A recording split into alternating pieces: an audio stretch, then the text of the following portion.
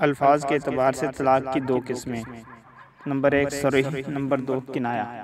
طلاق صریح یہ ہے، یعنی صاف صاف لفظوں میں کہہ دیا میں نے تجھ کو طلاق دے دی، یا یوں کہا میں نے اپنی بیوی کو طلاق دے دی۔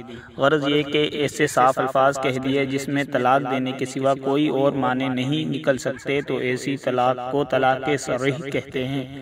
طلاق کنایہ یعنی صاف صاف الفاظ نہیں کہے بلکہ ایسے الفاظ کہے جن سے طلاق بھی مراد لی جا سکتی ہے اور طلاق کے سوا دوسرے معنی بھی نکل سکتے ہیں۔ جیسے کوئی کہے میں نے تجھ کو دور کر دیا، اس کا ایک مطلب یہ ہے کہ میں نے تجھ کو طلاق دے دی۔